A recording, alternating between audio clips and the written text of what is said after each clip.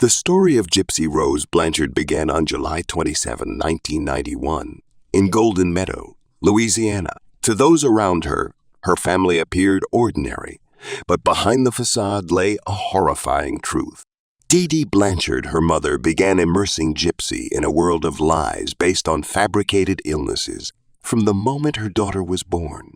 Dee Dee was a controlling and manipulative woman with an incredible ability to convince others. Her goal was to create the image of a perfect mother who sacrifices everything for her sick child. Dee Dee claimed that Gypsy suffered from numerous serious illnesses: muscular dystrophy, epilepsy, breathing problems, and even mental retardation. Diagnoses followed one after another, and Gypsy's life from an early age turned into endless visits to doctors and stays in hospitals. Dee Dee firmly convinced everyone that her daughter couldn't walk and had to remain in a wheelchair. Moreover, Gypsy had to obey her mother and shave her head to maintain the illusion that she was battling cancer. Those around couldn't help but notice these sacrifices. It seemed that Dee Dee was the epitome of maternal love and care. Doctors, neighbors, and even charitable organizations were all moved by Gypsy's and her mother's suffering. This deception brought the family numerous benefits and support, including a home built for them by a charity, trips to Disneyland, and many other gifts. However, behind these displays of care lay something much darker. Gypsy grew up in a world where she wasn't allowed to make decisions for herself. Every aspect of her life was strictly controlled by her mother. From a young age, the girl was deprived of the opportunity to develop, explore the world, and form her own opinions. Dee Dee instilled in her daughter a sense of absolute helplessness, instilling fear of the outside world and total dependence on her. The first decade of Gypsy's life passed in isolation and constant pain. The outside world saw her as a fragile, sick girl, and no one doubted the truth of her condition. But despite the outward facade, Gypsy always felt that something was wrong. A question began to arise in her soul. Why was she so different from other children? But she had no answers to these questions, and not fully understanding the depth of the deception, she continued to live in the shadow of her mother's lies, unaware of the horror that awaited her. Only years later would Gypsy begin to realize that the world Dee Dee created was not real, and that her life had been stolen from her. As Gypsy Rose grew up under her mother's total control, she began to realize that her life was different from that of other children. Every step she took, every word she spoke, was controlled by Dee Dee. Gypsy had no chance to step outside the narrow world her mother kept her in. She was completely cut off from reality, where children play, run, and interact with peers. Dee Dee carefully guarded her daughter's secrets. For example, Gypsy didn't attend school, formally being homeschooled. However, in reality, she didn't even receive that. Her education was limited to what Dee Dee deemed necessary. Gypsy grew up in complete isolation, without friends and without any understanding of what was happening beyond their home. Her world was limited to hospitals, doctors, and her mother's constant care, who was the sole source of information about what normal life was. From an early age, Dee Dee instilled thoughts of helplessness in Gypsy.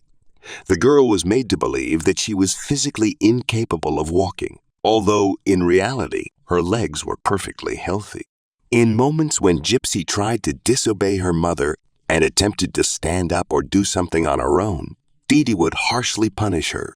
Any attempt at independence was perceived as rebellion against her mother, and punishment followed immediately.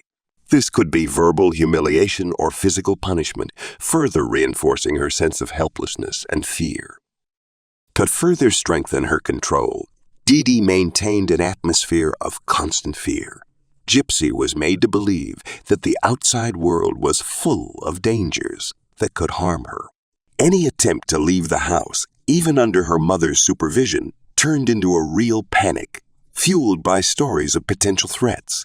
Dee Dee explained that without her protection, Gypsy simply wouldn't survive, and this strengthened the daughter's emotional dependence. The isolation and manipulation by her mother deprived Gypsy of any chance of normal development. The girl remained emotionally and intellectually stunted, not even realizing how different her life was from that of other children. She grew up not knowing what real friendship was, not understanding that one could be independent and make decisions without her mother's approval. Despite all this, a feeling that something was wrong began to grow inside Gypsy. She noticed that her life experience didn't match what she saw in movies or read in the few books that occasionally came into her hands. But the fear of her mother and the lack of knowledge about the real world continued to keep her in captivity, not even hinting at the possibility of escape. This life, where every thought and every action was controlled by another person, seemed normal to her, and Gypsy remained her mother's prisoner, a prisoner without walls, but with the most powerful shackles forged from lies and manipulation. Dee Dee was a skilled manipulator, and years of living under her control made Gypsy completely dependent. The girl had no idea how to live otherwise and saw no way out of her situation. But despite this, the inner desire to understand the truth and find freedom continued to smolder within her, though she was not yet aware of what awaited her in the future. Despite being fully immersed in the world created by her mother over time, Gypsy Rose began to have doubts about whether her life was truly as she was told. Her attention was drawn to small inconsistencies in Dee Dee's stories. With each passing year, it became increasingly difficult for Gypsy to ignore the inner voice that told her something was wrong. Everything changed in a single moment that became a turning point for Gypsy. One day, during one of the rare moments when she was alone at home, she decided to take a desperate step to try standing up. She knew that Dee Dee always told her she couldn't walk, that her muscles were too weak for that. But something inside her urged her to take the risk. To her great surprise and horror, she was able to stand and take a few steps. This revelation shook her to the core. Everything Dee Dee had told her about her physical condition turned out to be a lie. The realization shattered her world, leaving her in a state of shock and confusion. How long had she been deceived, and why? At first, Gypsy was too frightened to confront her mother. She understood that if Dee Dee found out that Gypsy had uncovered her lie, the consequences would be terrifying. Gypsy felt cornered. On one hand, she couldn't continue living in this illusory world, but on the other, she feared punishment. But this moment became a turning point. She began to hide her thoughts and actions from her mother, outwardly continuing to comply, but inwardly already striving for freedom. Subsequently, Gypsy began to actively use the internet as a means of communicating with the outside world. She searched for information about her illnesses, read forums where others shared their stories, and realized that her condition was a myth. On the internet, she also found the first understanding that her life could have been entirely different. She became interested in normal human relationships, something she had never experienced. However, at that time, Gypsy didn't know how to use this knowledge. She was afraid to break free from her mother's control, and she continued to play the role of the helpless girl. But the seeds of doubt had already taken root, and Gypsy began to realize that she was different from others because someone had made her that way. This was the first step toward recognizing her strength and ability to fight for her life. The realization that she could physically walk and the need to hide it from her mother made the internet the only way for Gypsy to learn more about the world and try to understand her life. She began spending more time online, seeking communication and understanding that she couldn't find in the real world. On the internet, she could be whoever she wanted, and no one knew that she was doing it under the strict control of her mother. On one of the social networks, Gypsy met Nicholas Godejohn, a young man who also suffered from isolation and social difficulties. Their virtual acquaintance quickly grew into something more. In her communication with him, Gypsy found the support and understanding she so desperately needed. Nicholas became the first person to see her not as a sick girl, but as a full-fledged individual. Their relationship developed rapidly. For the first time, Gypsy could be herself, share her thoughts and feelings. She began to open up to him, telling him about her life and the control Dee Dee exerted over her.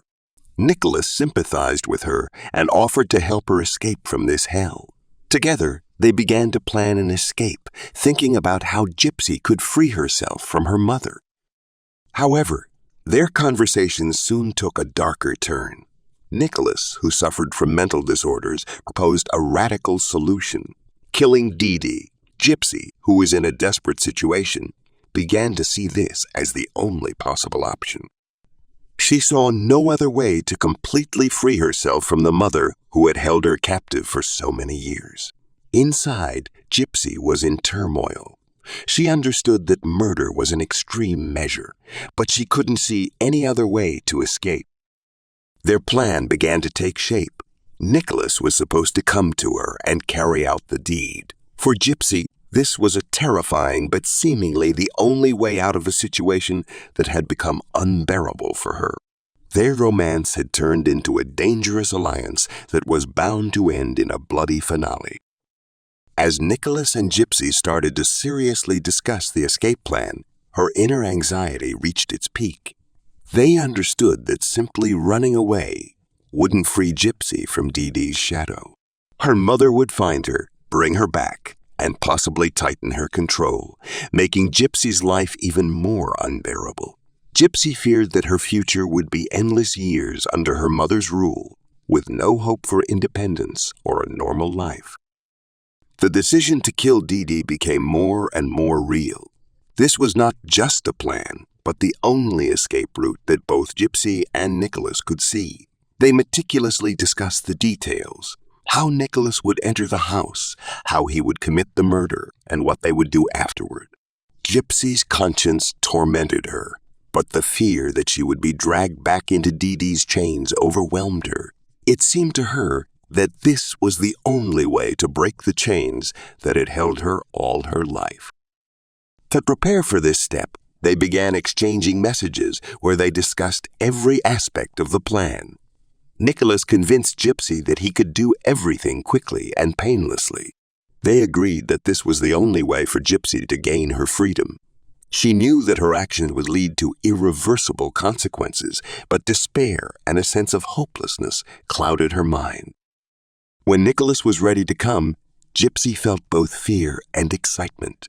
She knew her life would change forever, but wasn't sure if she could handle it. The meeting with Nicholas was set, and the plan started moving into action. However, reality turned out to be much more complex than it seemed in their virtual conversations. Gypsy's inner conflict, her fears and doubts, would not leave her in peace. She understood that murder was an extreme measure, but in her mind, there was no other way out. All she knew about life was that she had always been under her mother's control, and this seemed like an insurmountable barrier. On the night the plan was to be executed, Gypsy felt her world collapsing. She knew there was no turning back, and the decision they'd made would change everything. Nicholas was ready, and Gypsy wasn't, but she still moved forward, realizing that there might not be another chance for freedom. The night that was supposed to be Gypsy's final act of liberation from her mother arrived. A night that would forever change her life. It was the night when she and Nicholas decided to carry out their plan. Dee Dee, as usual, went to sleep, unaware of what awaited her. Gypsy, in a state of extreme tension, knew that Nicholas was already close. When everything became quiet, she opened the door, letting him into the house. Her heart pounded like never before, but she knew there was no turning back. While Gypsy sat in the bathroom covering her ears so she wouldn't hear what was happening, Nicholas entered Dee Dee's bedroom and delivered several fatal stab wounds. This moment became the culmination of the many years of nightmare in which Gypsy had lived. The sounds she tried to block out haunted her, even though she understood that this step was necessary for her freedom. After it was all over, They hurriedly left the house, hoping they could hide and start a new life far from everything that had once been Gypsy's world. But reality proved to be much harsher than they had anticipated. Just a few days later, they were arrested by the police.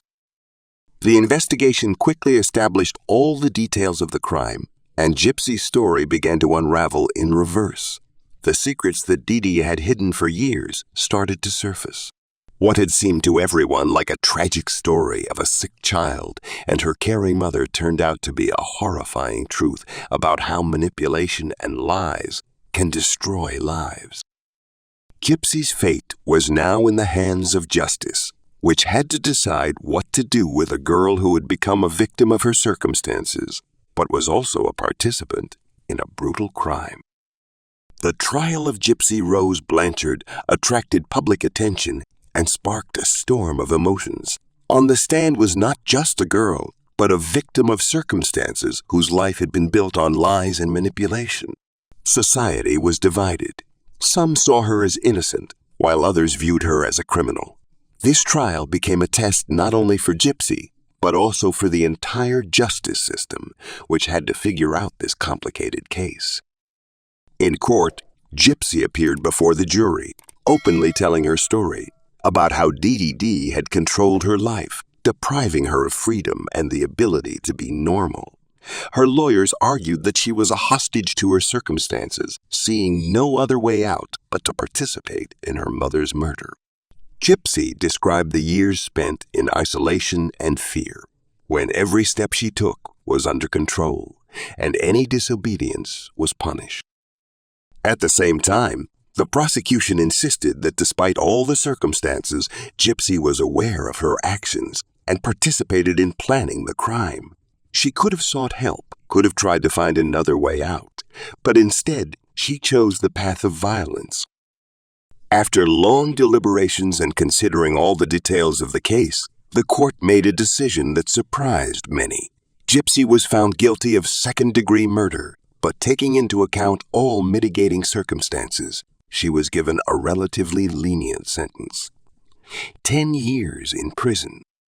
For Gypsy, this decision was both a punishment and a liberation at the same time. Her life had finally broken free from her mother's control, but now she found herself behind bars, where, strangely enough, she felt free for the first time. Nicholas Godejohn received a much harsher sentence: life imprisonment without the possibility of parole. His involvement in the murder and the initiative with which he offered his services were deemed by the court as particularly dangerous.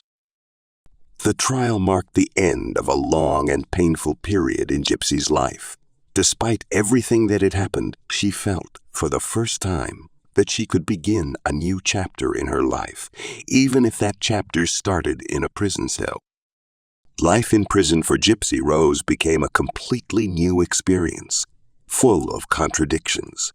Behind bars, she finally found a form of independence. For the first time in many years, she could make her own decisions, even within the limits of restricted freedom. In prison, Gypsy learned to take care of herself. She was no longer the helpless girl who had been made to believe she couldn't even walk. She didn't have to pretend to be sick or dependent. For the first time in her life, she could move freely, eat, and interact with others without fear that her mother would punish her for it. This new experience opened up a world to her that she had never known, one that both scared and inspired her. In prison, Gypsy began to grow up. She had to come to terms with her mistakes and take responsibility for what she had done. She was surrounded by people whose lives were also full of pain and suffering, which helped her see her situation in a new light. She realized that the years spent under her mother's control had deprived her not only of freedom, but also of the opportunity to discover who she really was. In prison, she began this process, the process of self-discovery and inner growth. Psychologists and prison staff noted that Gypsy had become more mature and self-aware. She actively participated in educational programs, learned new skills, and tried to understand how to move forward. In a way, prison became a new home for her, where she could, for the first time, feel like an independent person. The process of maturing in prison was painful but necessary. Gypsy began to understand that she had a long road ahead of her to reconcile with herself and with what she had done. But she also realized that a new life awaited her, where she would build her future on her own, without her mother's influence, without the need to pretend and deceive. The years spent in prison gave Gypsy Rose time to reflect and reassess everything that had happened in her life. In the prison cell, she began to understand that her relationship with her mother was more complicated than she had thought. Dee Dee was not just a cruel and controlling woman, but also someone who suffered from severe mental disorders. Gypsy began to realize that her mother might have been a victim of her own illusions and fears, although this didn't justify her actions. This process of reconciling with the past became an important part of Gypsy's inner journey. She learned to forgive, not only Dee Dee, but also herself.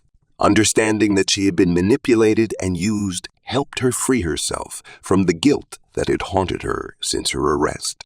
But it also meant that she had to accept her role in what had happened and try to move forward despite the pain and regrets. Gypsy began to speak openly about her experience with psychologists and other inmates. She realized that her story could help others, those who found themselves in similar situations or were suffering from manipulation by loved ones.